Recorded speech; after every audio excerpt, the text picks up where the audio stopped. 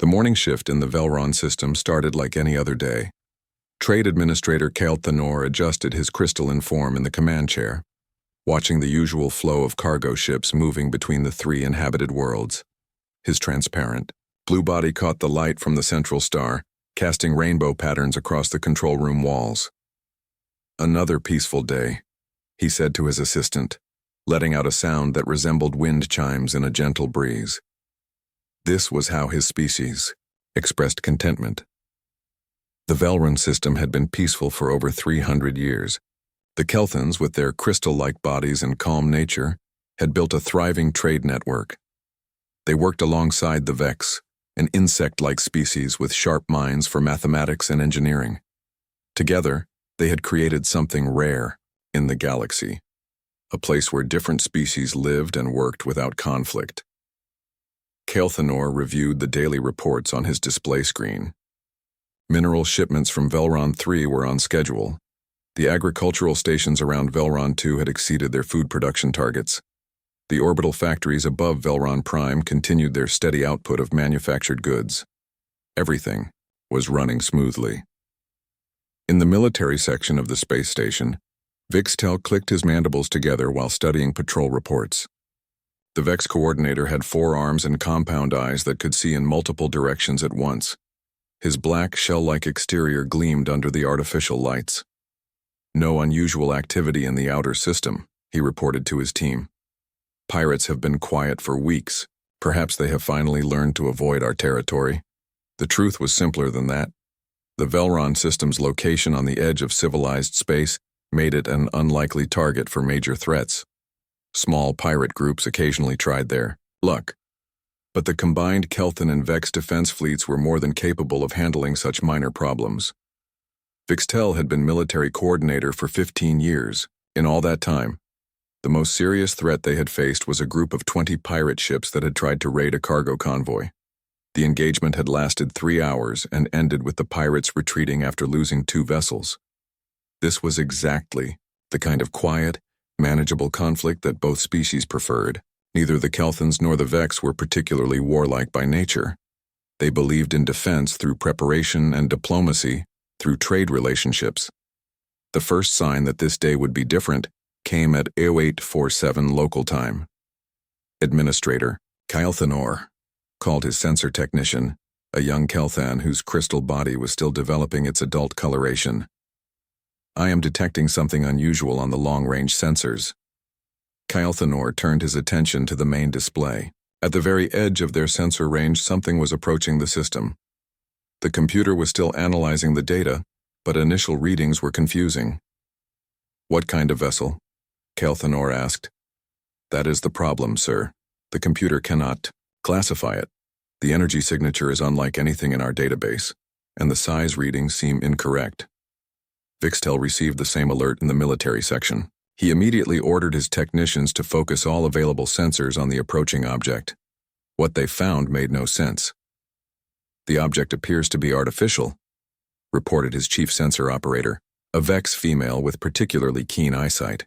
"But if our readings are correct, it is enormous, larger than our biggest cargo haulers." "Perhaps it is a new type of civilian transport," Vixtel suggested. "Some species build very large ships for long-distance trade." But as the hours passed and the object continued its approach, it became clear that this was no ordinary civilian vessel. The energy pattern suggested massive power systems. The hull configuration, while still unclear at this distance, did not match any known cargo ship design. At 11:56 local time, their communications array received an automated message.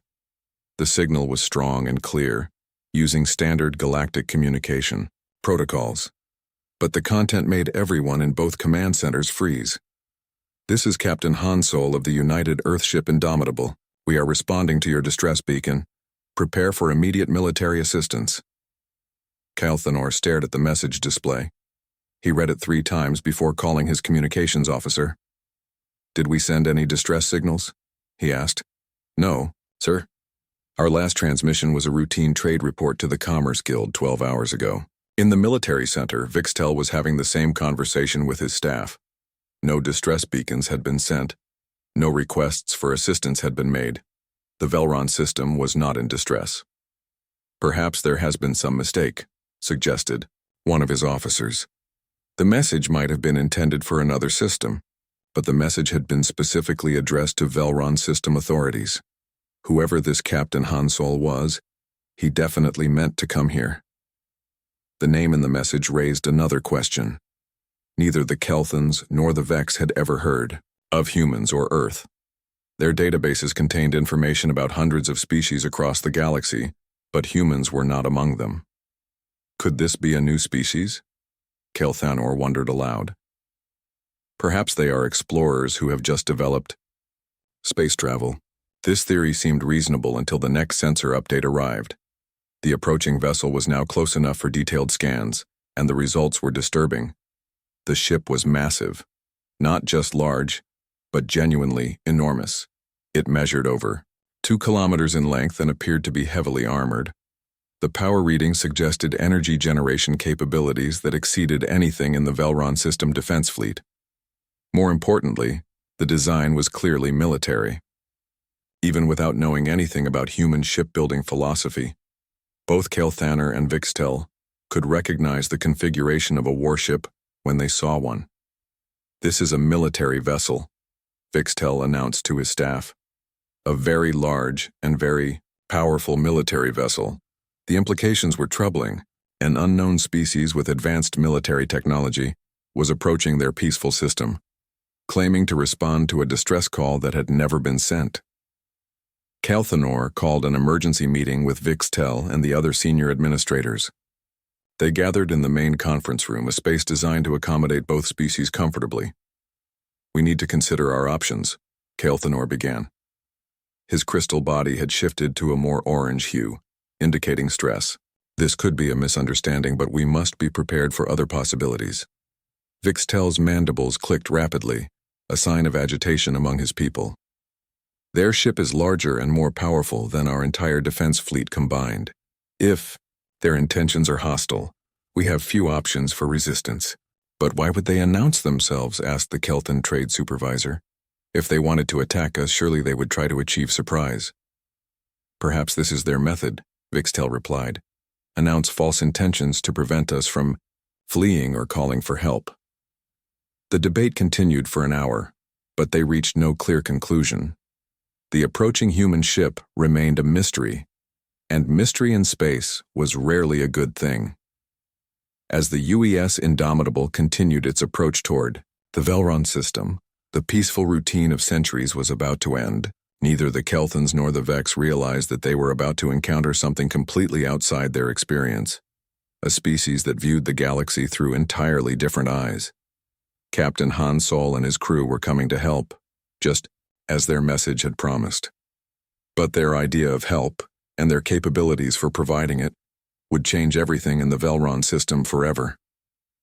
The UES Indomitable entered the Velron system at 0300 local time, 3 days after first contact.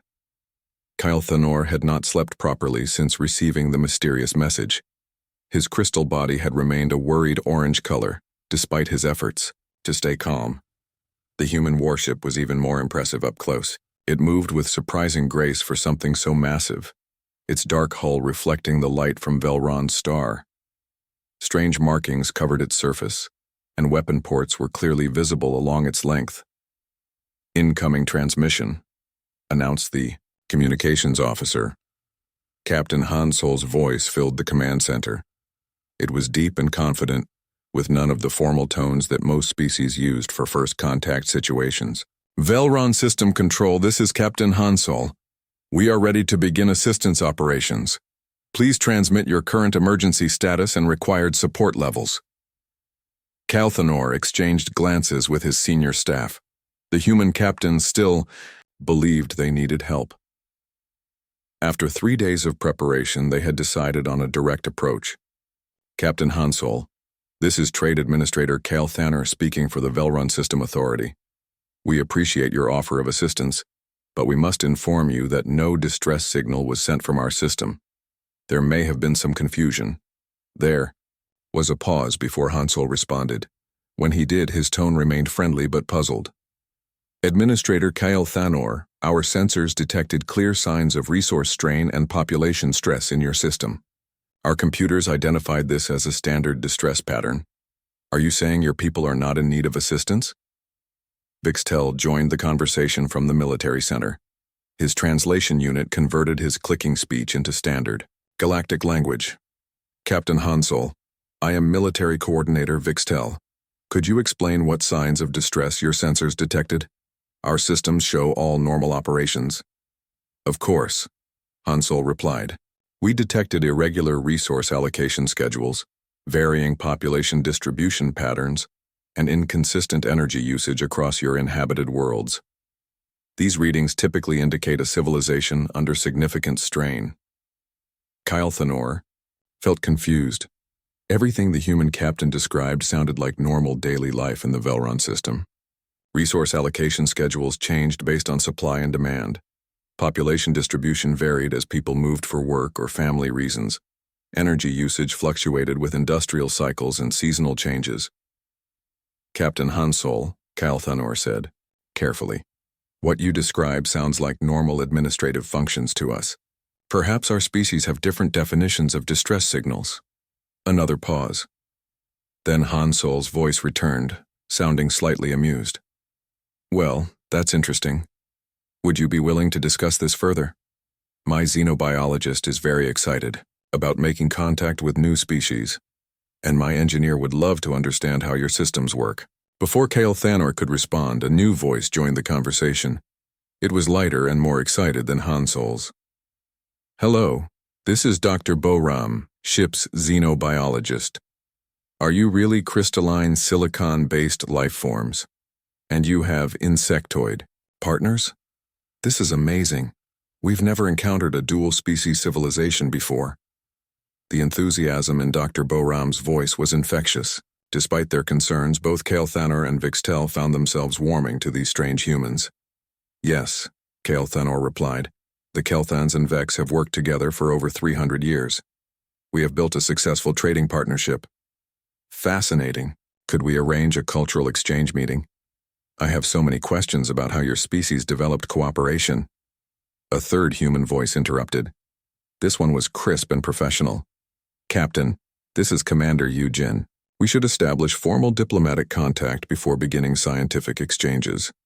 We don't want to violate any first contact protocols. Good point, Eugene, Hansol agreed. Administrator Kyle Thanor, would you be willing to meet with our diplomatic team?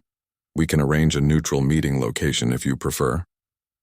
Kyle Thanor and Vixtel had prepared for this possibility. They had decided that if the humans seemed peaceful, they would agree to meetings. Learning more about these mysterious people was clearly important. We would be honored to meet with your representatives, Kyle Thanor said. We can arrange a conference room on our main station. Excellent. We'll send over a small shuttle with our diplomatic team. Dr. Boram will join us for the scientific aspects of the meeting. As they made arrangements for the meeting, a fourth human voice joined the conversation. This one was younger and more casual. Captain, this is Engineer So Young. I've been looking at their system setup and I think I know what happened with our sensors. Their maintenance schedules and efficiency reports look exactly like the distress patterns we're trained to recognize. But they're not in distress. They're just really well organized. How do you mean? Hansol asked. Well, sir, most civilizations we encounter are either very primitive or they've joined the Federation. We don't usually see independent systems that have developed this level of administrative sophistication on their own. Our computers assumed that only a civilization under major stress would need such detailed resource management. Kyle Thanor and Vixtel listened to this exchange with growing surprise. The humans spoke about encountering many different civilizations, as if it was routine. They mentioned something called the Federation, which sounded like a large alliance of species. How many species have you encountered? Vixtel asked. Oh, dozens. Hansol replied casually. The Federation includes over 200 member species. Now, we're always excited to meet new ones. This was shocking news. Neither the Kelthans nor the Vex had imagined that such a large alliance existed. Their knowledge of the galaxy was apparently much more limited than they had realized. 200 species? Kyle Thanor repeated, his crystal body shifting to a surprised purple color. Give or take, said Dr. Boram. though most of them joined after we helped them solve various problems. Pirates, resource shortages, territorial disputes, that sort of thing. It's amazing how quickly civilizations can develop once they have access to Federation technology and trade networks. The casual way the humans discussed helping other species was remarkable. They spoke as if providing assistance to entire civilizations was normal, everyday work. "What kind of problems do you usually help with?" Vixtel asked. Commander Yujin answered this question. "Military threats are common. Pirates, aggressive neighbors, resource conflicts. We also help with natural disasters, technological development, and diplomatic disputes. The Indomitable is actually just a standard patrol vessel. We handle routine assistance calls in this sector." "Routine assistance calls," Kelthanor repeated slowly. If this massive warship was just a routine patrol vessel, what did their military ships look like? "How many ships like yours do you have?" Vixtel asked, though he was not sure he wanted to know the answer. "Ships this size?" "Oh, several hundred at least," Hansol replied matter-of-factly. "Earth builds about 50 new ones each year. We need them to keep up with expansion and patrol duties." The communication channel fell silent as the aliens absorbed this information. Several hundred ships like the Indomitable, 50 new ones built each year. The scale of human civilization was beginning to become clear.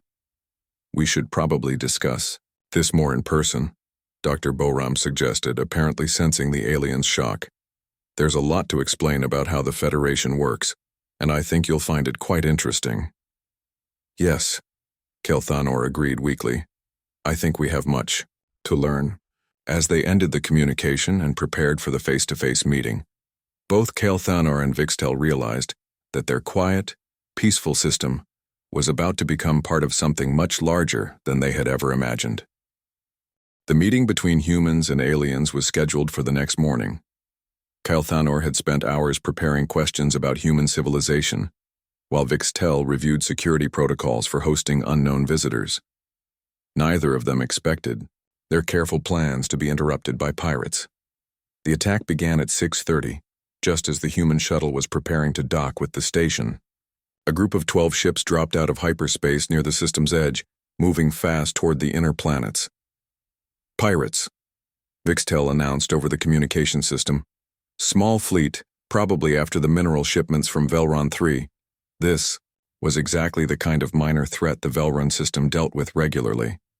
The pirates usually demanded tribute or tried to capture a few cargo ships before the defense fleet could respond.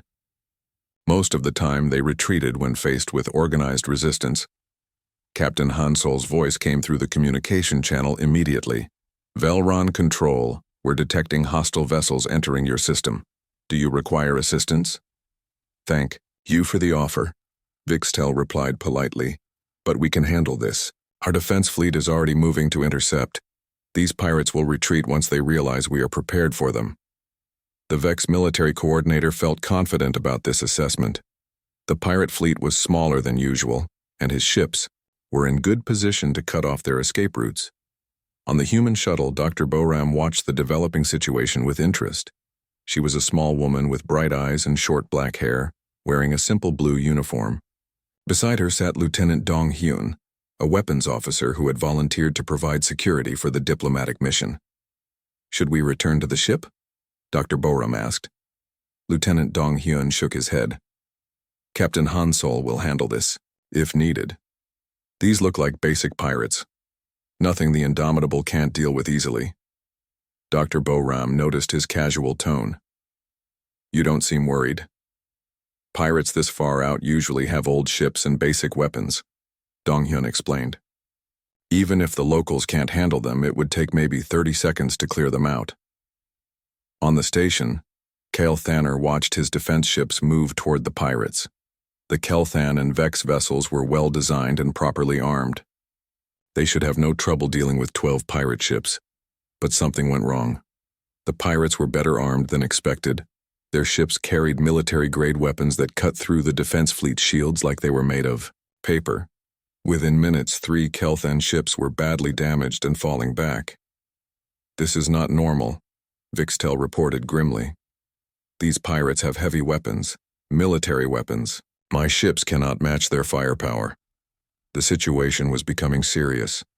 If the defense fleet failed, the pirates would have free access to attack civilian targets throughout the system. Captain Han Sol's voice returned to the communication channel. Velron Control. Your defense fleet appears to be in trouble. Permission to assist? Vixtel hesitated. Accepting help from the unknown humans felt like admitting defeat.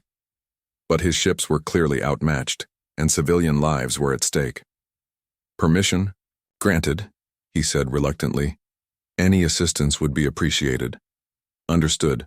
Lieutenant Dong-hyun, you're authorized to handle this. On the shuttle, Dr. Boram looked at the weapons officer in surprise. You're going to help from here? Dong-hyun was already working at a small control panel. I'm just going to coordinate with the ship. The Indomitable has this covered. Dr. Boram watched through the shuttle's windows as the massive human warship began to move. It had been holding position near the station, but now it turned toward the battle area. Even at this distance, she could see weapon ports opening along its hull. The pirates had been pressing their advantage against the retreating defense fleet when they noticed the human ship approaching. Their leader, a Krelix named Zeth Kul, studied the readings his sensors were providing. What is that thing? He demanded. Unknown vessel, Captain, his sensor operator reported. It's big, really big, and it's heading straight for us. Zethkul had raided dozens of systems over the years. He had learned to recognize different types of ships and estimate their capabilities, but this vessel was unlike anything in his experience.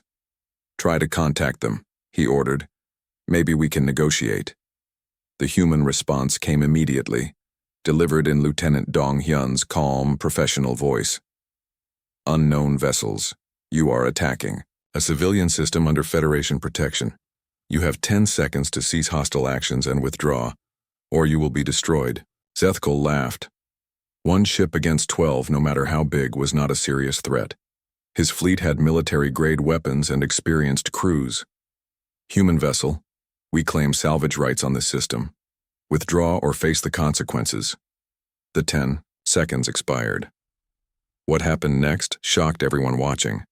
The Indomitable didn't fire a massive beam or launch huge missiles.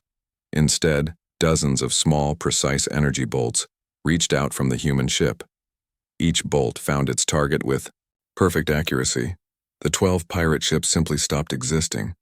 In less than 5 seconds, they were reduced to expanding clouds of debris and energy. There were no explosions, no dramatic destruction, just efficient, complete elimination. On the shuttle, Dr. Boram stared in amazement. What just happened? Point. Defense system, Lieutenant Dong-hyun explained, already shutting down his control panel. Basic anti-fighter weapons. We use them for clearing space debris usually. That was your point defense system? Well, yes. The pirates' ships were about the same size as our fighter craft, so the computer classified them as small targets. Dr. Boram realized that what she had just witnessed was not considered a real battle by human standards. The weapons that had destroyed an entire pirate fleet were just the minor defensive systems on the Indomitable. On the station, Kelthanor and Vixtel watched their sensor displays in stunned silence. The entire pirate fleet had been eliminated in seconds, not defeated or driven off, completely destroyed with surgical precision. How did they do that? Kelthanor whispered. Vixtel's mandibles clicked rapidly. I do not know. Our sensors detected no large weapons fire. It was as if their ship simply willed the pirates to cease existing. Captain Han Sol's voice returned to the communication channel, sounding completely normal. Velron Control. Hostile vessels have been neutralized. Is your defense fleet in need of medical assistance? We can provide repair teams if necessary. The casual tone was perhaps the most shocking part. Captain Han Sol spoke as if destroying 12 warships was barely worth mentioning. Thank you, Vixtel managed to say. We have wounded crew members who could use medical attention. Dr. Boram, can you handle medical support when you dock? Han Sol asked. Of course, Dr. Boram replied. I'll bring medical supplies from the shuttle. As the human shuttle continued toward the docking bay, Kelthanor tried to process what had just occurred. The pirates who had defeated his defense fleet had been eliminated by what the humans called point defense systems, weapons so minor that they were normally used for cleaning up space debris. If these were the humans' small weapons, what did their real weapons look like? The question became even more disturbing when Lieutenant Dong Hyun mentioned casually that the Indomitable was just a patrol vessel, and that Earth had hundreds like it. When Dr. Boram finally docked and stepped onto the station, she found herself facing two alien species who looked at her with a mixture of gratitude and fear. The small human woman with her cheerful smile and medical supplies had just arrived from a ship that could destroy entire fleets without effort. "Thank you for helping us," Kelthanor said, his crystal body showing a confused mixture of colors. "Of course," Dr. Boram replied warmly. "That's what we do. Now shall we get started with our cultural exchange? I have so many questions about your civilizations." As she spoke, repair crews were already working to help the damaged defense ships. The humans acted as if saving an entire star system was just normal daily routine. Kelthanor and Vixtel were beginning to realize that their understanding of military power in the galaxy had been completely wrong. The cultural exchange meetings had been going well for 2 weeks. Dr. Boram spent her days learning about Kelthan crystal growth patterns and Vex mathematical systems. The aliens were fascinating, and she filled notebook after notebook with observations about their dual-species civilization. Captain Hansol had been preparing to continue his patrol route when the emergency alert arrived. "Captain," Commander Yu-Jin reported from the bridge, "we're receiving a priority message from Sector Command." Hansol read the message quickly, then frowned. "It seems we might be staying longer than planned." The message was brief but concerning. Long-range sensors had detected a large fleet moving toward the Velron system. The fleet's energy signatures matched those of the Hegemony, a militaristic empire that had been slowly expanding through this region of space. On the station, Kelthanor received the same intelligence report from his own sources. The news was devastating. 200 ships, he told the emergency council meeting, the largest fleet ever assembled in this region. Vixtel's compound eyes stared at the tactical display. "Our defense fleet has 12 operational ships. Even with repairs, we cannot field more than 15 vessels." The numbers were hopeless. The Hegemony fleet was not just larger, it was overwhelmingly superior in every way. Their ships were designed for conquest, carrying ground troops and siege weapons capable of bombarding planets into submission.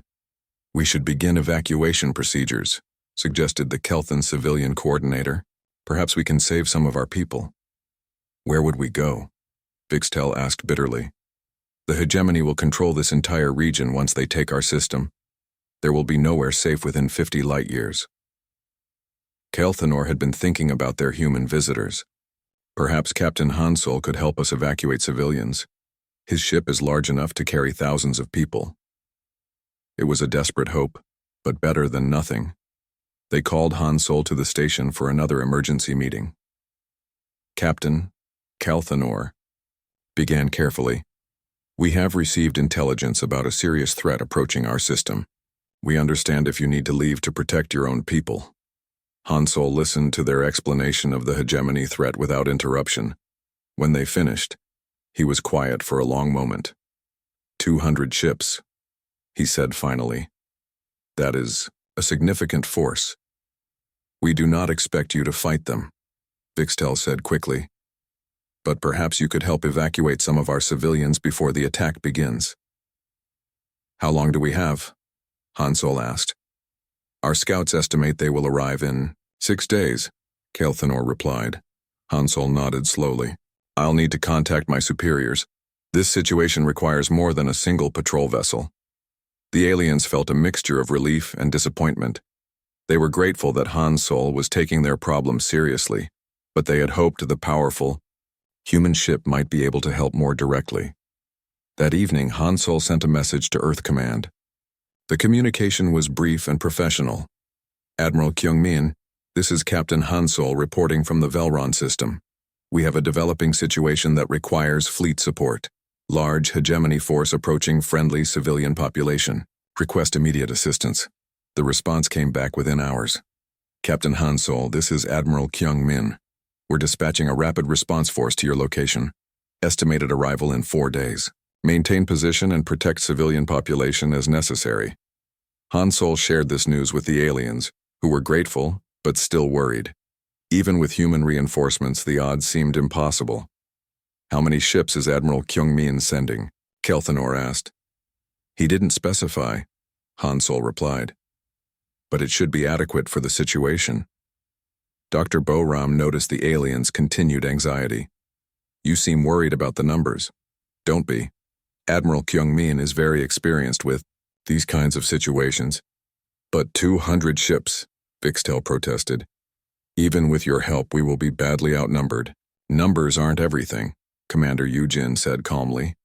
It depends on the quality of the ships and crews.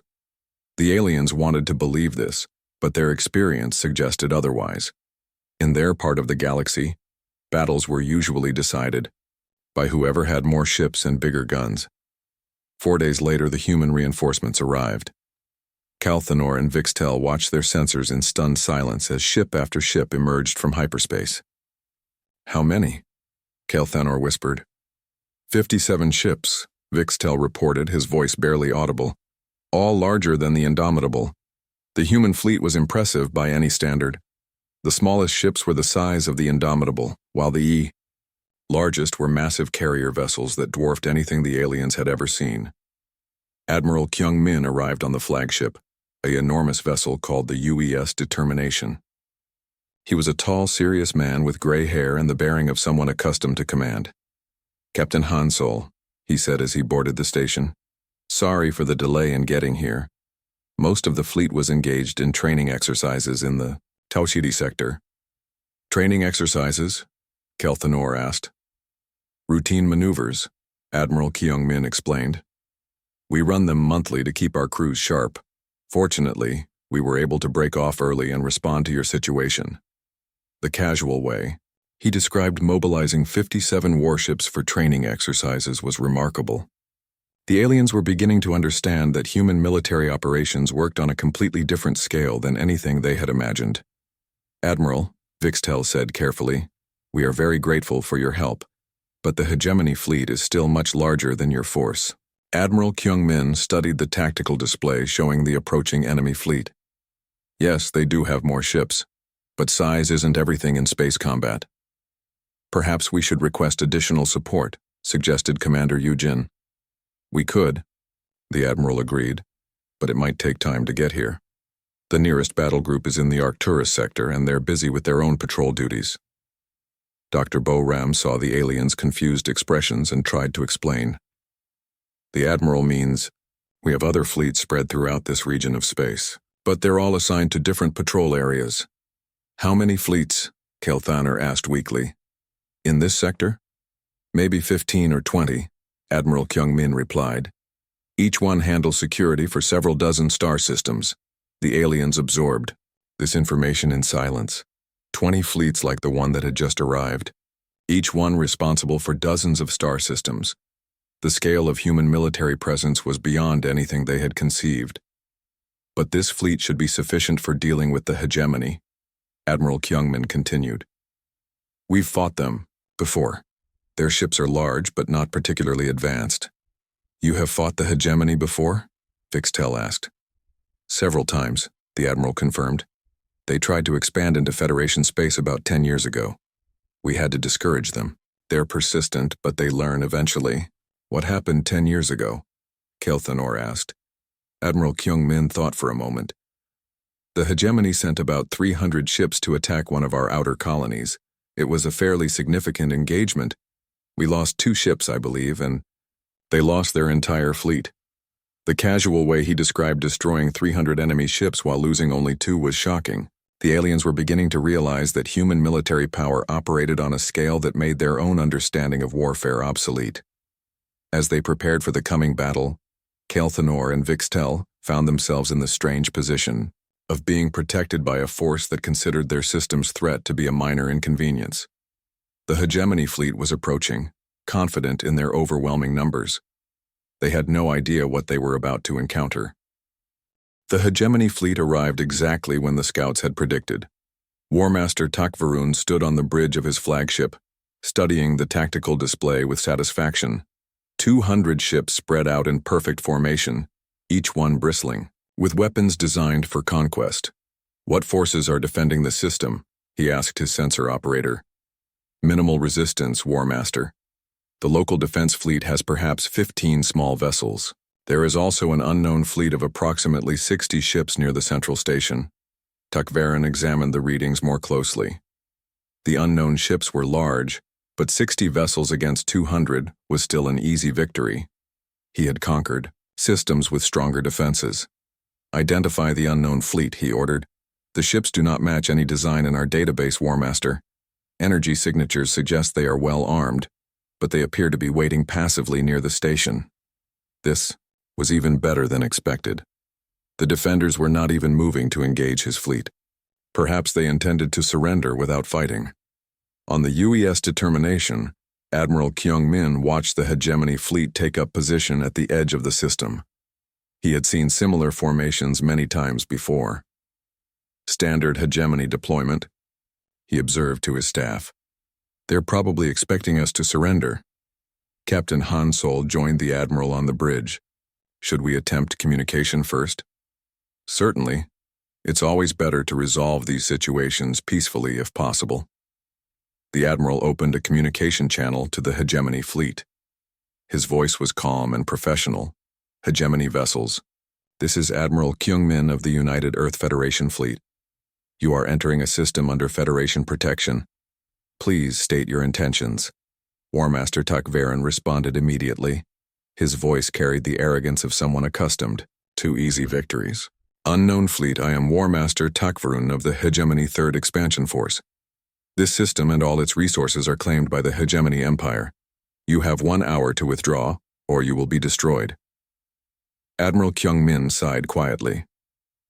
"Very well, War Master. You have 1 hour to withdraw from this system, or you will face standard Federation defensive protocols." Tukverin laughed. "You speak boldly for someone commanding a smaller fleet. Do you not understand mathematics? 200 ships against 60. Numbers aren't everything, War Master. This is your final warning." The communication ended. On the R station, Kael'Thanor and Vixtel listened to the exchange with growing anxiety. "The hegemony commander sounds very confident," Kael'Thanor observed. "He has reason to be," Vixtel replied grimly. 200 ships is an enormous force." Dr. Bo-Ram was also listening from the station's observation deck. She noticed the alien's worried expressions. "You seem concerned about the numbers," she said gently. "Admiral Kyung-min has handled much larger fleets than this." "Larger than 200 ships?" Vixtel asked in disbelief. "Oh yes. The battle of Kepler Station involved over 1,000 enemy vessels. That was considered a significant engagement, but we managed it." The aliens stared at her. Dr. Bo-Ram spoke about 1,000-ship battles as if they were routine military history. The hour passed quietly. Neither fleet moved from their positions. Then Admiral Kyung-min opened communications again. "War Master Tukverin, your time has expired. Will you withdraw peacefully?" "Never," Tukverin replied. "Begin the attack. Destroy the unknown fleet." "Very well," Admiral Kyung-min said calmly. "All ships implement standard defensive protocols. Rules of engagement are authorized. What happened next would be remembered by the survivors for the rest of their lives." The human fleet moved with precision that seemed almost choreographed. Ships that had been sitting motionless suddenly burst into coordinated action. Fighter squadrons launched from the carriers, spreading out in complex patterns that covered the entire battle space. Wing Commander Seo Jin led the fighter attack from her command ship. Her voice came through the communication channels with professional calm. "All squadrons, target assignment complete. Begin engagement." The first wave of human fighters reached the hegemony fleet in minutes. Tukverin expected them to attack his larger ships directly, but instead they focused on something he had not considered important: his communications and sensor arrays. Within 5 minutes, half of his fleet was effectively blind and deaf. Ships that had been operating as a coordinated force suddenly found themselves isolated and confused. "What are they doing?" Tukverin demanded. Why are they not attacking our main weapons? His tactical officer struggled to answer.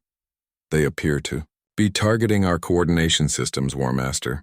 Our ships can no longer communicate effectively. This was unlike any battle Tukvarun had experienced. Most enemies tried to match firepower with firepower. The humans were attacking the very ability of his fleet to function as a unified force. Meanwhile, the larger human ships began their own attack. Fleet Captain Minho coordinated the assault from his carrier group, directing precise strikes against specific targets. Target their command ships first, he ordered. Disable their ability to reorganize. The human weapons were unlike anything the hegemony had encountered. Instead of massive energy beams or nuclear warheads, they fired streams of precisely controlled projectiles that struck with devastating accuracy. Hegemony ships began disappearing from the battle not because they exploded dramatically, but because their critical systems simply stopped working. Engines failed, weapons powered down, life support systems went offline. Tukvarun watched his fleet disintegrate with growing horror. How are they doing this? Our shields should protect us from their weapons.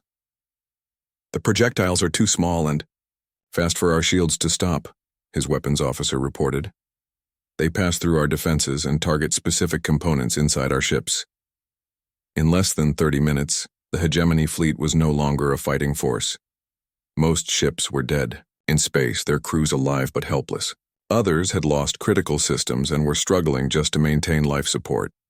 The few ships that remained operational found themselves surrounded by human fighters and cut off from any possibility of escape or coordination. Hegemony Fleet, this is Admiral Kyungmin, came the calm voice over the communication channels. Your fleet is disabled. Surrender now, and your crews will be treated according to galactic conventions. Tukvarun stared at his tactical display in disbelief. His 200 ships had been reduced to helpless debris in half an hour. The human fleet had not even used what appeared to be their main weapons. How? He whispered. The answer came from an unexpected source. Captain Hansol's voice joined the communication. War Master, you made the mistake of treating this like a traditional battle. You brought more ships, but we brought better technology, better tactics, and better training. Size only matters if all other factors are equal. Admiral Kyungmin added, You're fortunate this was just a standard patrol response. If you had attacked a Federation core system, the response would have been much more severe. Tukvarun surrendered. He had no choice. On the station, Kelthanor and Vixtel watched the aftermath in stunned silence.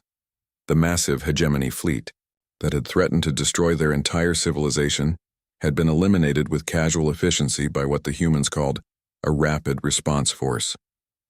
How often do situations like this happen? Kelthanor asked Dr. Boram. Oh, maybe once or twice a month in each sector, she replied thoughtfully.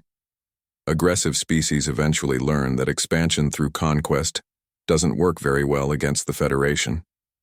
And if they don't learn? Dr. Boram's expression became more serious. Then they face the full attention of Earth Command. But that rarely happens. Most species are smart enough to accept Federation membership once they understand the benefits. Admiral Kyungmin visited the station the next day to discuss the aftermath. He seemed pleased with how quickly the situation had been resolved. The hegemony survivors will be returned to their territory with a message for their leadership, he explained. We don't believe in pointless cruelty, but they need to understand that further expansion in this direction is not acceptable. What happens to our system now? Vixtel asked. That's entirely up to you, the Admiral replied. You can remain independent if you prefer, or you can apply for Federation membership. Either way, you're under our protection now. Kelthanor and Vixtel exchanged glances. After everything they had witnessed, the choice seemed obvious. We would be honored to join the Federation, Kelthanor said. Excellent. Admiral Kyungmin smiled. Dr. Boram can help you with the application process. It's actually quite straightforward. As the human fleet prepared to continue their patrol duties, the Velron system began its transformation from an isolated trading post to a member of the largest alliance in galactic history. Captain Hansol and the UES Indomitable departed a week later, continuing their routine patrol. For them, saving an entire star system and defeating a major enemy fleet was just another successful mission. For Kelthanor and Vixtel, it was the day they learned that sometimes, when destruction is coming, it arrives to protect you rather than threaten you.